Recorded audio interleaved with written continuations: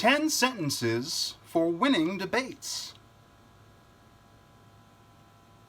The first one, fuck off. Fuck off. The second, you're not using that word correctly. You're not using that word correctly. This is how you win debates. You're just another negative term. You have bad associations. You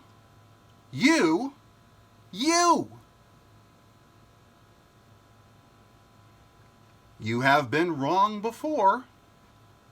Stay in your lane. Fact, truth, science, period. Or have an argument. It's pretty simple.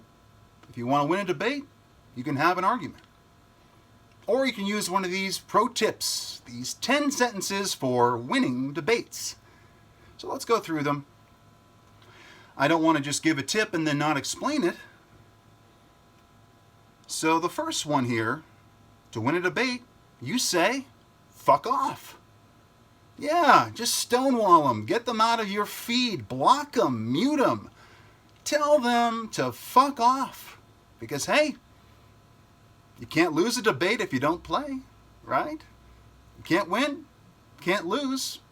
But, hey, sometimes people just aren't worth the time. Am I right? If time is the currency, then, well, fuck off could save you a whole lot of time. And them, your debating partner. The second sentence for winning debates, you're not using that word correctly. So, of course, if you are truly not using that word correctly, you can go and type in this website address called google.com, google.com, or DuckDuckGo, and find the dictionary, dictionary.com, Wikipedia. You can find the definitions of words online. But here's the rub. Even if you are using that word correctly, the odds are that the person that says you aren't probably just disagrees with your opinion. And even if you explain yourself and say, hey, here's how I'm using the word, that's good. That's clarification, and I do recommend it, of course. But the odds are you're using that word just fine. And if you're not, well, check out Google. You're just another negative term. So instead of having an argument, well, they might go into ethos and just say, look, we've labeled you this is your designation, and hey, you're just another negative term, whatever negative modifier you want to throw on up to a person to tell others and to convince yourself, frankly, and to tell the person, you're just this. For example, we always talk about the word bigot. You're just the bigot. Or you're just another liberal. You're just another conservative. You're just another NAP following libertarian. Well, they'll just throw a word at you. They might say you're uncultured or you're just stupid. You're an idiot. You're an idiot. You're just another moron. Hey, you can win a debate that way. When they walk away, assume victory. So there's that. You have bad associations. So this goes in tandem with the last one. Some of the people that you associate with, some of the communities you're a part of, some of the things you like, and the places you've put yourself online, wherever you might be. You know this person, therefore I can't talk to you. You have negative or bad associations. How can I ever hope to have an intellectual dialogue with you? You have bad associations. I don't want to be associated with you. I could fall under guilt by association or guilt by conversation, which is what I'm applying to you right now. So hey, better to avoid the risk. The next three are you. It's all about you. It's not about your argument. It's not about what you're saying. It's not about what we're debating. It's all about you. You've said something wrong in the past. In fact, that's the next one. You have been wrong before. I don't make any space for the possibility that maybe you've learned from your mistakes, maybe you've studied where you went wrong before. All I know is you were wrong before. Therefore, I don't have to listen to you. Because, hey, what if you're wrong again? After all, the future is determined. We live in a deterministic universe where everything is already set in stone. There's no changing the future. Of course, we can always change the past by rewriting history, but the future, well, it's already set. It's like Sarah Connor from Terminator 2. Judgment Day says, well, actually, she says, we have no fate to make. Okay, maybe that wasn't a great example.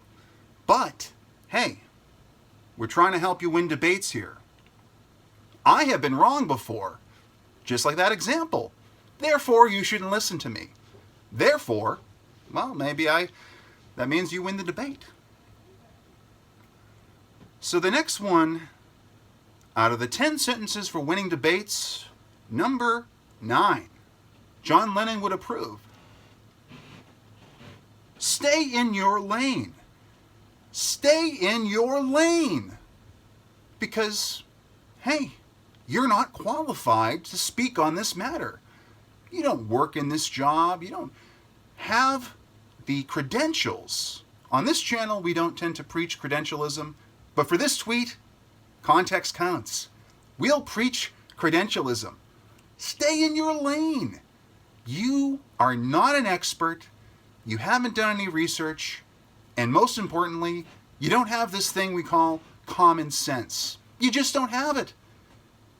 And I know there's the Gell-Mann amnesia effect, but it doesn't matter. Stay in your lane. And finally, fact, truth, science, period. That's right. I can win a debate just by saying one word. If I say something and follow it with the word fact, well, it's a fact, right? It's a fact. And with that fact in mind, well, you'd best mosey on out of here if you know it's good for you. And then there's, of course, truth. Truth.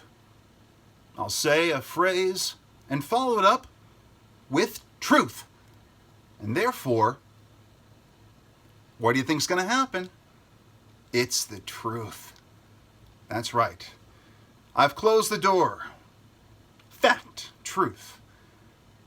Science.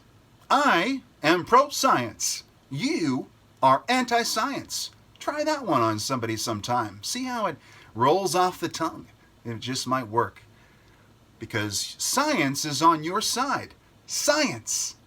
Even if you're providing an incomplete picture of the scientific equations and the world established scientifically in this scenario, as long as you have, one, maybe two facts on your side, you can go, hey, science, period. That's right. Period is the strongest one of all. Because then you just say, period. We are never going to open up the country again. As you know, we are coming to you from quarantine. We're never opening the country again. Period. Or we're opening it right now. Period. As long as you add period, well, the odds are you're going to win that debate. Or, if you'd like to eschew all of the 10 sentences for winning debates, which I don't recommend, definitely take advice from a YouTuber and a BitChute personality. You don't want to ignore or deny this advice, but if you do, you can always have an argument. And that way, well, I don't know. Your mileage may vary. I can't in good conscience advise that or advocate for that. But hey, if you have a good argument, maybe you can win. I don't know. All right.